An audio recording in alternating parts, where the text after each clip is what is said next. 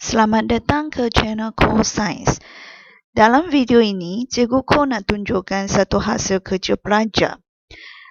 To sudah menyediakan satu video tentang pengasingan campuran. Mari kita tengok hasil kerja dia. Hari ini, saya, Tok Haider, satu meluk akan membentangkan tema tentang penerokan unsur dalam alam. Penyataan masalah iaitu situasi ialah bagaimanakah kita mengasingkan campuran berdasarkan ciri bahan dengan kaedah fizikal. Apa itu campuran? Campuran ialah bahan yang terdiri daripada dua atau lebih bahan yang bercampur secara fizik pada sebarang nisbah.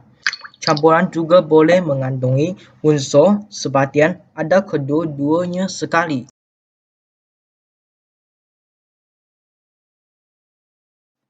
Ini ialah contoh campuran. Terdapat tiga jenis campuran iaitu campuran unsur, campuran sebatian dan campuran unsur dan sebatian. Campuran unsur adalah minyak gangsa dan duit siling. Minyak gangsa terdiri daripada kupron dan timah. Duit siling terdiri daripada nikel, kupron dan zinc. Campuran sebatian adalah kopi dan susu.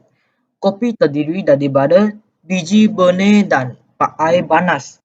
Susu terdiri daripada lemak dan susu. Campuran unsur dan sebatian adalah tanah dan udara. Tanah terdiri daripada mineral dan bahan organik. Unsur terdiri daripada karbon dioksida, nitrogen, oksigen dan wap air. Terdapat 6 kaedah pengasingan campuran, iaitu kaedah penunasan, kaedah penyulingan, pemisahan menggunakan magnet, kaedah penggenapan, kaedah pengapungan dan kaedah kromatografi. Yang pertama iaitu kaedah penunasan.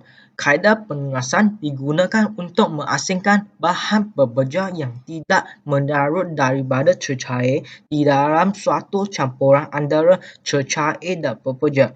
Sebagai contoh, kaedah penunasan boleh mengasingkan air dan pasir dan air dan batu.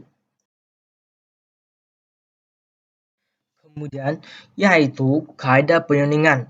Kaedah ini merupakan teknik yang digunakan untuk mengasingkan campuran cecair dan cecair yang terlarut bercampur dan mempunyai takat didih berbeza.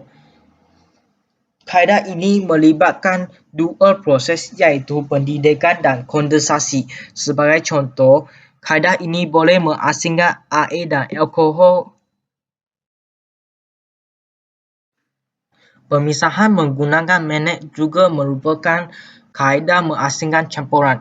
Kaedah ini boleh digunakan untuk mengasingkan bahan yang tertarik kepada magnet daripada objek yang diperbuat daripada bahan bukan magnet. Sebagai contoh, kaedah ini boleh mengasingkan serbuk besi dan pasir. Ini ialah kaedah penggenapan. Kaedah ini digunakan untuk mengasingkan campuran cecair dan bahan berbeza yang tidak menarut dalam cecair dan tenggelam di dasar cecair. Sebagai contoh, kaedah ini boleh mengasingkan air suling dan pasir. Ini ialah kaedah penggenapan. Kaedah ini digunakan untuk memisahkan bahan cecair yang tidak bercampur dengan baik dan mempunyai ketepatan yang berbeza. Sebagai contoh, kaedah ini boleh mengasingkan air dan minyak akan terapung pada permukaan air. Ini ialah kaedah kromatografi. Kaedah ini digunakan untuk mengasingkan komponen campuran berwarna yang berbeza warna berdasarkan berbeza kadar pergerakan dalam pelarut melalui bahan yang menyerap. Sebagai contoh, kaedah ini boleh mengasingkan komponen di dalam berwarna. Intan diberi suatu campuran serbuk. Dalam campuran itu ada pasir, serbuk besi, serbuk habuk kayu dan garam. Dia perlu mengasingkan campuran itu.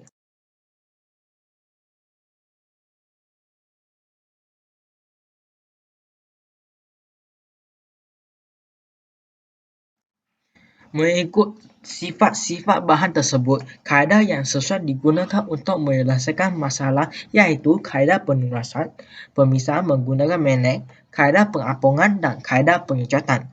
Langkah-langkah yang perlu dibuat iaitu pertama, menggunakan magnet untuk menarik sebab besi. Kemudian, menambah air ke dalam campuran. Tepung kayu akan terapung di atas air. Masukkan campuran ke dalam corong pemisah dan asingkan serbuk habuk papan dengan campuran garam, air dan pasir. Pasir tenggelam di dalam air, tuangkan air secara perlahan-lahan, pasir akan tinggalkan. Akhir sekali, memanaskan campuran air dengan garam. Air akan mengejat dan garam akan tinggal dalam pika. Kemudian, mengasingkan terhadap habuk kayu dengan menggunakan kaedah pengampungan. Seterusnya, tuangkan air ke dalam campuran dan kacau hingga garam melarut di dalam air. Kita akan merhatikan serbuk habuk kayu akan terabung di atas permukaan air garam, manakala pasir akan tenggelam di dalam air. Kemudian, keluarkan serbuk habuk kayu daripada permukaan air. Serbuk habuk kayu diasingkan daripada campuran tersebut. Campuran itu tinggal pasir dengan air garam sahaja. Kemudian, mengasingkan terhadap pasir dengan menggunakan kaedah penurasan. Sediakan kertas turas dan corang. Masukkan campuran pasir dan air garam ke dalam pika dan kacau campuran. Tipis campuran selama 2 minit dan pasir akan kekal di atas kertas turas. Pasir telah diasingkan dan dibiarkan di kertas turas. Campuran di tapis adalah larutan garam.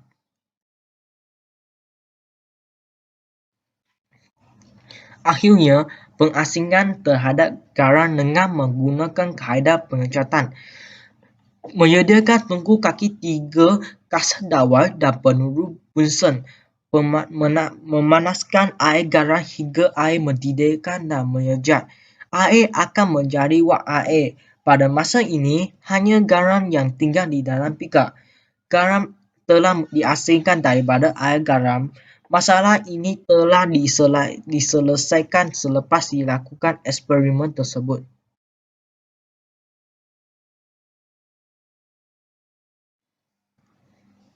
Ini ialah peta minda eksperimen ini. Pertama, kita menggunakan pemisah menggunakan magnet dan mengasingkan serbuk besi. Kemudian, menambah air ke dalam campuran itu dan menggunakan kaedah pengampungan dan serbuk habuk kayu diasingkan. Seterusnya, menggunakan kaedah penurasan untuk mengasingkan pasir. Asyik sekali, hanya larutan tinggal di pika. Menggunakan kaedah penyulingan untuk mengasingkan air dari larutan garam. Sekarang, hanya garam ditinggal.